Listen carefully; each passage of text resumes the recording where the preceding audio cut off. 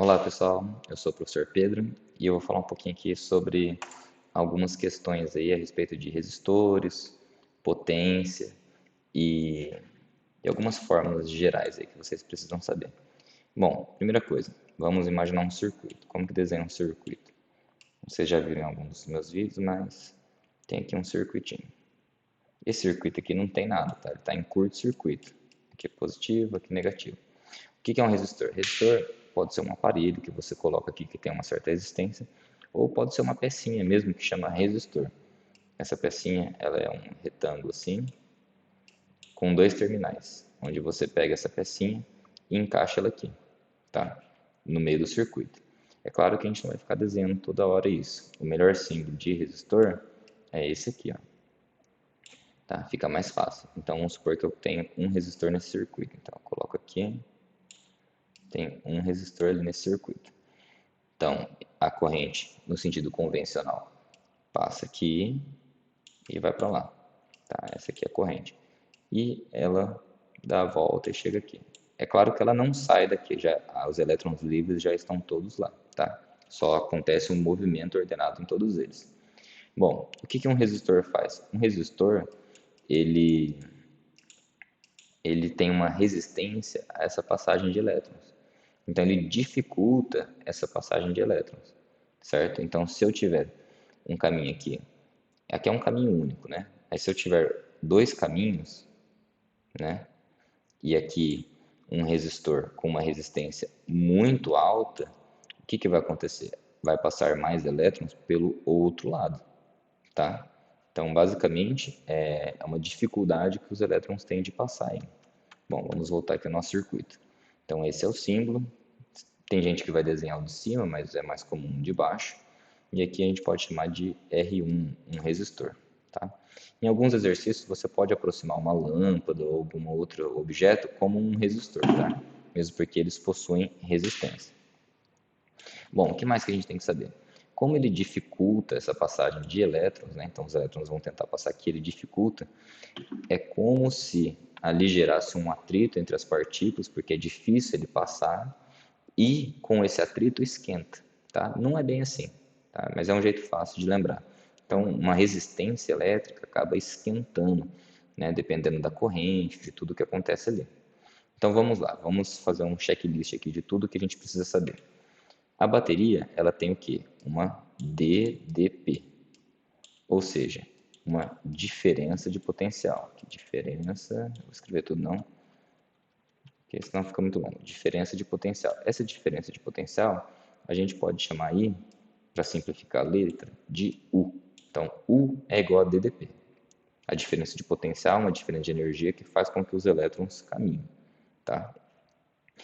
A resistência a gente chama de R normalmente, e o símbolo é R mesmo. Então, resistência, aqui, R. Igual eu coloquei ali, R1, R2, R3, assim por diante. Bom, eu tenho DDP, eu tenho R, o que mais que eu tenho? Eu tenho corrente elétrica, tá? Então aqui corrente. Então eu tenho que saber uma relação entre diferença de potencial, corrente e resistência. Qual que é a relação entre esses fatores aí que nós temos?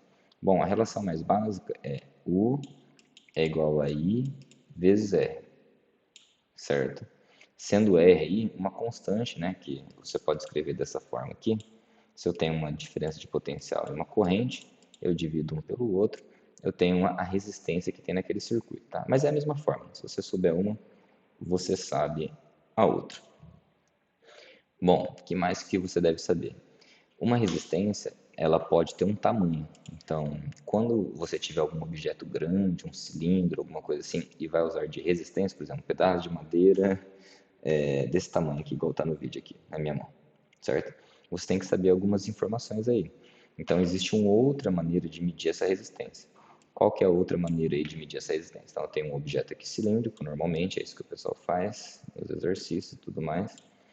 Eu tenho uma área aqui na frente, então eu tenho uma área, e eu tenho o quê? Um comprimento, tá? Desse material, um L, que é o comprimento, certo? como que eu calculo a resistência em função desses dois valores?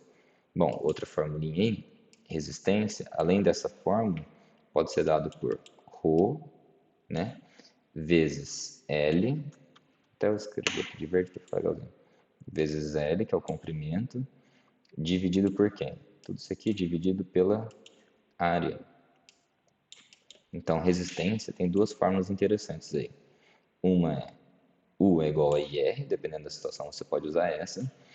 Resistência é igual a ρ vezes L dividido por A, certo? E depois a gente analisa certinho como que funcionam esses parâmetros. E uma terceira fórmula aí, que é de potência, tá? Também é bem usada. Potência. Essa fórmula de potência, ela é como? Então, potência é igual a U vezes I, tá? É possível substituir essa fórmula ali também. Como que você faz isso? Bom, se R, quer dizer, se eu isolar aqui, por exemplo, vou fazer até aqui em amarelo para vocês. Eu posso isolar I é igual a U dividido por R e jogar naquela fórmula. Então, além de escrever essa fórmula dessa forma, eu posso escrever potência é igual ao quê? U vezes U dividido por R. Então, eu posso deixar a potência é igual a U quadrado dividido por R, ou seja, em função da resistência. Tá? Mas só tem três fórmulas basicamente para decorar, para saber. Essa, P é igual a U vezes I, U é igual a IR, e resistência é igual a ρ, que é o coeficiente do material, vezes o comprimento dividido pela área, certo? E o que eu não falei aqui ainda de resistência é o quê? Resistência é medida em que unidade? Né? Resistência é medida em ohms, tá? Então, isso aqui, o nome disso aqui a gente chama de ohms, e esse é o símbolo de resistência. Então, por exemplo, um resistor, né, vamos supor que tem 5 ohms de resistência, tá? Então, esse é o símbolo aí de resistência. Então, resumindo, sabemos a relação de tensão, corrente e resistência, sabemos a relação de resistência para um material grande, né, um cilindro, vamos dizer aqui, e sabemos a relação de potência. Com isso, a gente já consegue resolver vários e vários exercícios aí, tá? E não esqueçam também da formulinha de corrente, certo? Então, ainda existe a formulinha que nós já usamos. I é igual a ΔQ dividido por ΔT. Tá? Então, ainda tem essa formulinha aqui. Não esqueçam dela. Dá para combinar todas elas em alguns exercícios por aí, tá?